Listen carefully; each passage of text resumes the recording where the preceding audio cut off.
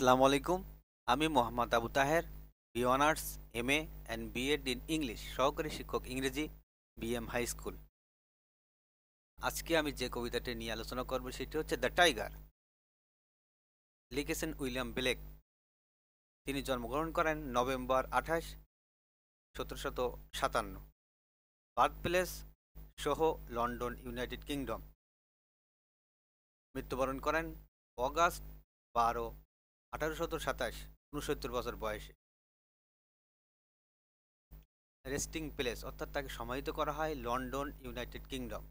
Notable works: song of innocence and of experience, the marriage of heaven and hell, the four Zoas, Jerusalem, Milton. Spouse name Catherine Blake, occupation poet and printmaker, genre poetry.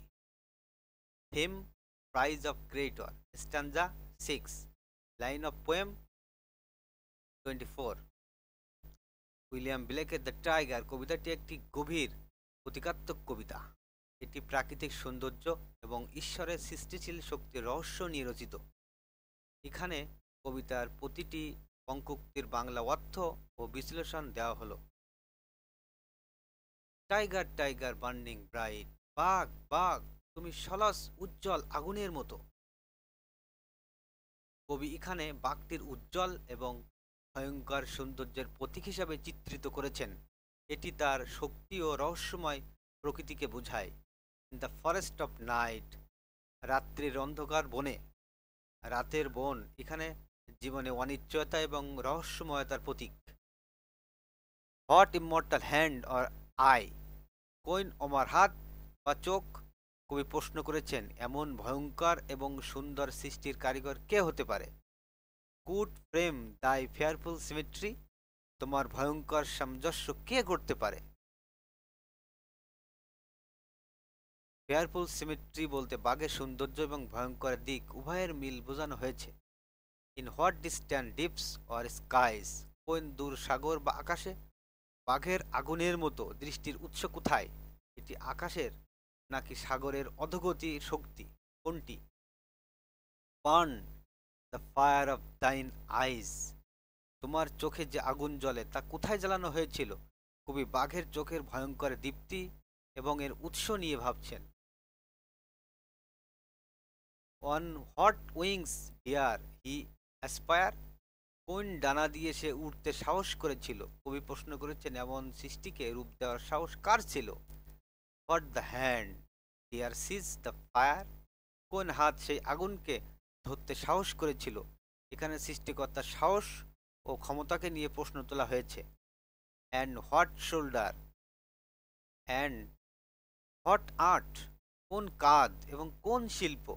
বাঘের শক্তিশালী গঠন এবং এর সূক্ষ্ম সৌন্দর্য কিভাবে গড়ে উঠল? কুড টুইস্ট দ্য সিনিউ অফ দাই হার্ট, তোমার হৃদয়ের পেশিগুলো কে বাঁধতে পারত? এটি বাঘের প্রাণশক্তি এবং হৃদয়কে গড়ে তোলার ক্ষমতার প্রতি ইঙ্গিত করে। অ্যান্ড হোয়েন দাই হার্ট বিগান টু বিট, যখন তোমার হৃদয় স্তম্ভিত হতে শুরু করলো, বাঘ জীবিত হয়ে উঠল। এই সৃষ্টির মুহূর্তটি চিত্রিত। What dead hand and what dead fit, কোন ভয়ঙ্কর হাত, কোন ভয়ঙ্কর পা? সৃষ্টিকর্তার শক্তি এবং সেই কাজের অতি মানবীয়তা বোঝানো হয়েছে। হোয়াট দ্য হামার, হোয়াট দ্য চেইন, কোন হাতুড়ি, কোন চেইন? এটি শিল্পীর সংযম এবং বাক সৃষ্টির প্রক্রিয়াকে বোঝায়। ইন হোয়াট ফার্নেস ওয়াজ দাই ব্রেইন, কোন ভাটিতে তোমার মস্তিষ্ক তৈরি হয়েছে? কবির কৌতূহল যে এমন একটি চিন্তাধারা কোথায় রচিত হয়েছিল। হোয়াট দ্য এনভিল, হোয়াট ডেড গ্রাফস, কোন এনভিল, কোন কামারশালা, কোন ভয়ঙ্কর দৃঢ়তা? এটি সৃষ্টির শারীরিক এবং মানসিক কঠিন প্রক্রিয়াকে বোঝায়। দেয়ার ইটস ডেডলি টেরর্স ক্লাবস, মরণাত্মক ভয়ঙ্করতাকে সাহস করে আঁকড়ে ধরল। এখানে কবি সৃষ্টিকর্তার সাহসিকতাকে সম্মান জানাচ্ছেন। When the stars threw down their spears, যখন তারা তাদের বর্ষা ফেলে দিল, এটি ঈশ্বরের শক্তি এবং বিশ্ব সৃষ্টি সময়ের কাহিনীকে বোঝায়। And waters heaven with their tears, স্বর্গকে তাদের অশ্রু দিয়ে সিক্ত করল। এটি আনন্দ বা কষ্টের প্রতীক হতে পারে, সম্ভবত ঈশ্বরের সৃষ্টির প্রতি প্রতিক্রিয়া। Did he smile his work to see, তিনি কি তার কাজ দেখে হাসলেন? এখানে কবি প্রশ্ন করেছেন, সৃষ্টিকর্তা তার এই ভয়ঙ্কর সৃষ্টিকে দেখে কি সন্তুষ্ট? Did he who made the lamb make thee, তিনি মেষশাবক সৃষ্টি করেছেন, তিনি কি তোমাকে সৃষ্টি করেছেন? বাঘ এবং মেষশাবক এখানে দ্বৈত প্রকৃতির প্রতীক, ভয় এবং কোমলতার। টাইগার টাইগার বার্নিং ব্রাইট, বাঘ বাঘ তুমি সলজ উজ্জ্বল আগুনের মতো। পঙ্কুক্তিটি আবারও বাঘের শক্তি এবং সৌন্দর্যের প্রতি ইঙ্গিত করে। In the forest of night, রাত্রির অন্ধকার বনে জীবনের অনিশ্চয়তা এবং ভয়ঙ্কর সুন্দর প্রকৃতির ইঙ্গিত দেয়। Hot immortal hand or I, ওই নমার হাত বা চোখ, সৃষ্টিকর্তার শক্তি নিয়ে কবির চিন্তা। ডিয়ার ফ্রেম দাই ফেয়ারফুল সিমেট্রি, তোমার ভয়ঙ্কর সামঞ্জস্য কে করতে পারে? শেষ পঙ্কুক্তি আবার সৃষ্টির রহস্যময়তার উপর জোর দেয়। উইলিয়াম ব্লেকের দ্য টাইগার কবিতাটি প্রাকৃতিক সৌন্দর্য, ভয়ঙ্কর শক্তি এবং সৃষ্টির রহস্য নিয়ে রচিত। কবিতায় বাঘকে এমন একটি প্রতীক হিসাবে চিত্রিত করা হয়েছে যা ভয়ঙ্কর শক্তি এবং সুন্দর সামঞ্জস্য উভয়কে প্রকাশ করে। কবি প্রশ্ন তুলেছেন যে এমন একটি ভয়ঙ্কর এবং রহস্যময় প্রাণী কে তৈরি করতে পারে? সারমর্ম অর্থাৎ সার কথা, কবিতাটি বাঘের সলস দৃষ্টিভঙ্গি দিয়ে শুরু হয়।